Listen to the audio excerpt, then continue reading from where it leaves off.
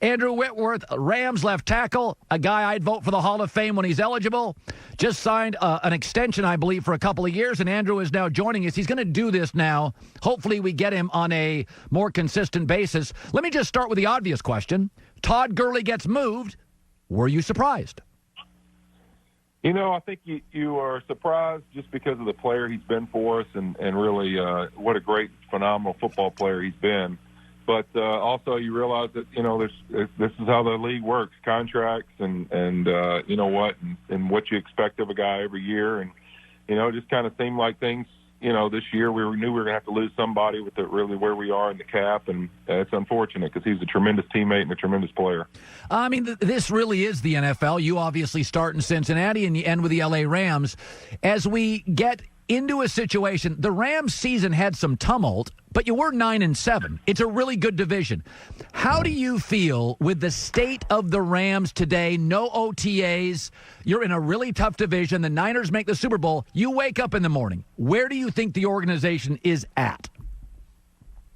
You know what? I feel good about it. I really do. I think that there's obviously things that, I think cap-wise that maybe the organization would wish were better, but I think for a team standpoint, I love living in a world where you've been successful, you won 9 games, and you feel like the world's fallen, and now all of a sudden you got an opportunity where no one expects you to do anything, and they're kind of stacking the cards against you, and we get an opportunity to go prove who we are.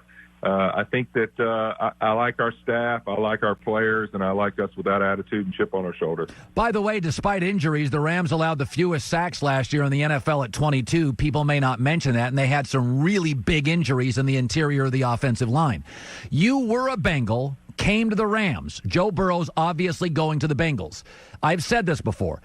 If you go look at where a quarterback lands, it will dictate his success far more than where he is picked. The Steelers are well run and deep. The Ravens are well run and deep. There has been dysfunction in Cincinnati. How worried are you for Burrow, who also went to LSU, that he's inheriting a franchise that's been bumpy and a division that is stacked? I think the bigger concern is really probably that division. That division seems to be stacked and getting better and better. Yes. So with a rookie quarterback, you're going to have a lot of expectation to try and beat a lot of good football teams. And then also you look at Joe. I mean, in some ways I love the matchup because you look at his career and really the adversities he had to face. And you always hear, I heard him talk a lot and kind of followed him a little bit through this process, persevere and battle and overcoming adversity are things you always hear him talking about. And I think that he's entering a franchise that's what it's been all about in the recent past. And so they're going to need a guy that's got a little bit of an attitude of, it's not going to always be easy. I'm going to have to battle and persevere through some tough times. And I think it'll be interesting to see. I think that he's a tremendous player, and I think that Cincinnati, is definitely going to go after him. And I think it'd be a good matchup. By the way, you were there when Andy Dalton came in, right? I was. Yeah. So give me the first year of Andy Dalton. How long does it take? Because Andy's a smart kid and a hard worker. Was he a little over his skis the first year? Well, I think you look at when he came in, he came from TCU, and I think it's a much different environment probably in Fort Worth at TCU than it was in Cincinnati, Ohio at that time. And so I think it definitely is a lot of pressure and there's a lot of things on you. But Andy really, the mental part of the game was always his most superb talent and trait. He understood things. He understood defenses. He really picked that kind of stuff up fast. And I think that you really couldn't, take that away from him. His work ethic to understand the game was really good. And you hear Joe talk about that, and I hear coaches that have worked with Joe and really the people in the past that, have been around him. That's something they say about him, too, is not only the talent he has, he's a big athletic kid and can throw the football, but his work ethic, and really he started from a bad place. Hearing stories about his freshman year when they all made fun of him and gave him nicknames and said he had no chance, and to really work where he is now and inventing his arm motion and everything. I think that, like I said, I really believe that he's built with the right mentality and attitude to enter Cincinnati and be able to have success. Nick Saban had an interesting quote yesterday. Andrew Whitworth joining us. Nick said, listen, every time Tua got hurt, he extended a play. And he's got to learn not to do that. And my takeaway is, Andrew, well, hell, if Nick Saban can't coach that out of him, I'm not sure anybody can coach it out of him. Are you worried that Tua, this is who he is? He's a playmaker. He extends plays, and he's a smaller athlete, and this may just be the albatross, the problem, the liability he can't overcome. You know, I think you look at him and you watch him play, obviously being a guy who played in the SEC. I've watched a lot of his games. You see that athleticism. You see really just that he's one of those guys that not only can he play the quarterback position, but he's just got a smooth athletic ability to him. I know he gets compared to Russell a lot, but it really is true. You see that nothing kind of seems overwhelming to him. And I think that you have that natural ability to want to make a play. But, you know, I would argue Russell Wilson runs around like crazy and does all that stuff himself. And maybe this injury, this last one, really is enough to rock him to say, all right, I'm going to run around, I'm going to try and do things. But when the play's really breaking down, I really got heat on me. I got to get the ball out of my hand and take care of myself. And, you know, I think that it's one of those things that maybe it can be a blessing in disguise for him, that this one really sends him over the edge to say, hey, all right, I'm going to do what I do and be who I am. But there's going to be a time where I've got to go ahead and say, all right, now this play's over. Let's move to the next one. By the way, I think you've only missed one game since 2014. You've only missed a handful of games in a 14-year career, talking of Tua, so you have stayed healthy. And I think I have this note, you're the oldest offensive lineman in the NFL. So I want to ask you, this is a very good offensive tackle draft. One of them is going to flourish. The rest will be good. One probably won't be as good as we think. What do you look at? Because you know, Andrew, you've been in all these camps. You've been in 15 camps. You can sniff out a guy really quick, and you're like, he's not as good as advertised. If you were running a scouting department with all these tackles, two things that you would really hone in on to ensure the college kid becomes a great pro? You know, I think that you look at in the past, teams really focus, it seems to be, whether they hit or miss on guys, it seems to be two different directions. And one of them is, to me, tremendous athlete, tremendous explosion, lots of pop. You know, you say, wow, this guy has lots of splash plays that look great. But, you know, you really want to know, what do his regular plays look like? How does he, you know, is he a guy who has a splash play and then he's lazy and gets beat by somebody he has no business getting beat by? Right. You know, and then the second guy would be the guy who's not really splashy, but he just blocks his guy every play. And you know what? The bottom line is his guy doesn't make the play in the run game and his guy doesn't get to the quarterback. And you look in this class, I mean, I think that really a lot of these guys up top are talented. I mean, you got to say that there's some big guys that can move and can play. The one I really love, I heard you say last, is Jedrick Wills. I like that guy. Yeah. I think he has some great feet. He seems to have really good feet and a smoothness about him.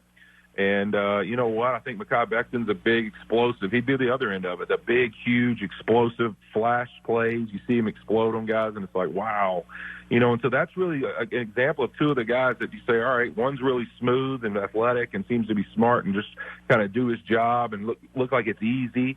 And Mekhi Becton, man, it's like not only is he smart and plays well, but, man, there's some splash out there at times where it's like he just dominates people. And so I think that you really look at those guys and you got to make a decision what it means the most to you. Do I want the guy who's the most consistent, or the guy who's going to give me splash and the ability to just move people? And I think for me, I really like that Jedrick Wills kid, and I look forward to seeing how he does success. Yeah, he's very good technically. If you look at how he uses his feet, I talked to a scout about this about a month ago. He said that kid just doesn't give you any opportunities. His stance, his balance is always perfect. And he's a guy that can move around a little bit. You could do left or right tackle. It would be fine. Andrew Whitworth joining us. You know, it's funny about Cincinnati. So Cincinnati historically, over the last 10 off seasons, the Bengals have signed two players to contracts valued at $10 million or more, both this year. So this year they decided, we're going to go spend money. It's very interesting because they've always been considered a frugal/cheap organization. What do you make as Burrow comes in? The Bengals are deciding, we're going to spend cash. That is not the Bengals you had, right? Yeah, the first thing I make is it makes me aggravated. Yeah, exactly. I think I think it's a good message, and I think I think they know they're about to pick a kid in Joe Burrow who's special, who seems to have a charisma and really just a swag about him to be a good football player. You hear him say all the right things, and really you see the way his team rallied around him last year and seemed to like truly love him and thrive off of him. I think they know, you know what, we need to make sure that this kid understands we're committed to trying to win.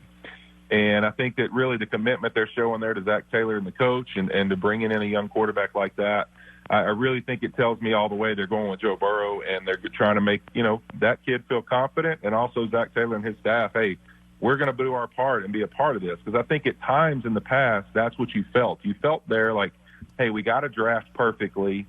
We got to raise up every single draft pick perfectly. The coaches got to do an amazing job, but we're never really going to ever pay to really like ownership. Hey, you help us out. Like yes. bring in a couple guys that just talent-wise make us better.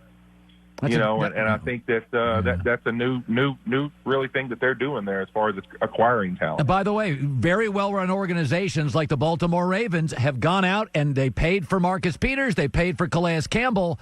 It's Kansas City, Philadelphia. Like, it's okay. Yep. It's a new world. Go out and you can't, as Andrew said, you can't draft perfectly. Belichick whiffs all the time. So go get guys, players. Finally, you are the oldest offensive lineman in the NFL. So my instinct is missing this OTA is not the worst thing for you. Your body gets more rest. Is that how you look at it? It couldn't be a bigger blessing in disguise for me. I mean, the opportunity to really just, because, you really look at it at my age, it's specific training, things I know I need to do to get ready to really, there's, a team workout is great, but there's probably things that you have to do to take care of all 50, 60, 70 guys that are in the weight room that maybe not are the best thing for me at my age, really, that I need to be taking care of. And so, it gives me the opportunity during this time, really, honestly, just focus on the things I need to be doing and to take care of myself and get ready. And a little break from OTAs. I'm never complaining anytime I get to take my feet off the practice field a little bit. Why not? Your family safe, by the way, Andrew, through this virus? We're good, man. We're blessed. I mean, you realize how blessed you are to have a home and a place for your kids to be and to be safe and sitting inside. We're never going to act like this is, in the middle of a world pandemic. We're sitting inside and we have food and a home. We're very blessed and trying to do everything we can to help those around us that aren't. Great talking to you, man. I love having you on the show. Yeah, I appreciate you. Hi, everybody. Thanks for watching. Subscribe here to get the latest from the show. Also, be sure to check out more of the best clips from The Herd or go watch a few segments from other shows on FS1.